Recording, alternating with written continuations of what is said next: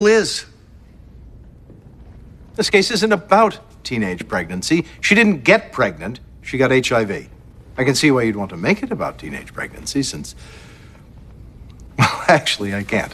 The United States has the worst teen pregnancy rate of any industrialized nation.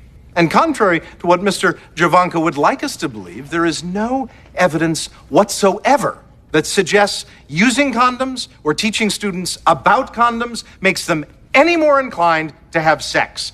None.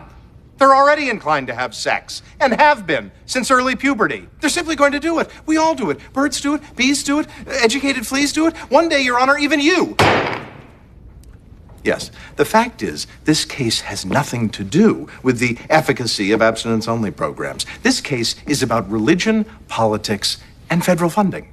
Our present administration, in blind service to the religious right, has transcended the separation of church and state and consistently implemented a faith-based political and moral mandate. And now that same policy has been passed on to our educational system. If schools teach abstinence only, they get federal funding. If they teach any other type of sex education, they don't.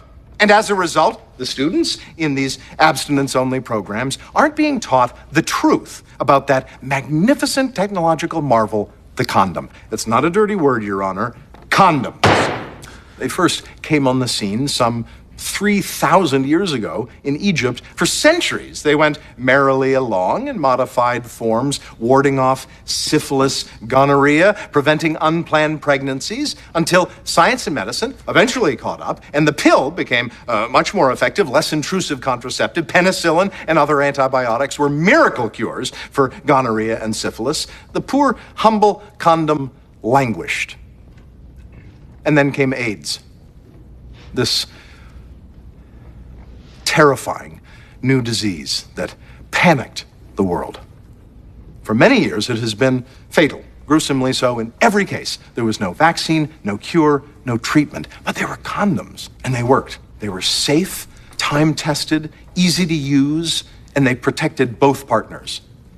The condom is arguably the single most important invention of the past 2,000 years. In fact, it has been said without exaggeration that the health of the world depends on them. Now, one would think that the obvious choice would be for schools to tell their students as much. But Abby's school, indeed all schools that teach abstinence only, have chosen to lie. They teach that condoms are ineffective at preventing pregnancies, which is a lie. They teach that condoms are ineffective at preventing diseases, which is a lie. Some of the literature actually compares using a condom to playing Russian roulette, which is a frightening, despicable, unforgivable lie.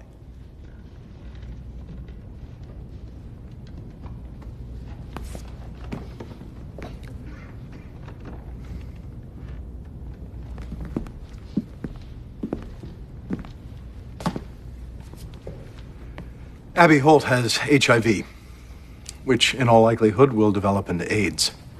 We've sort of forgotten about AIDS in this country. Treatments have improved dramatically. Drugs are keeping people alive for many years after they become infected. But the grim butcher's bill for this pandemic still keeps growing and growing. 65 million people worldwide have become infected. One-time unprotected sex can kill you. A condom can save you. It is inconceivable that every child in the world isn't taught that. We should be in criminal court this very moment trying this obscenely duplicitous school for conspiracy to commit murder.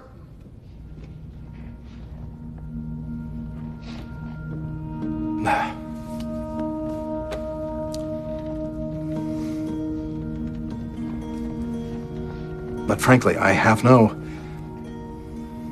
stomach for that. I think of the horror that has been inflicted on this 15-year-old girl, and I'm just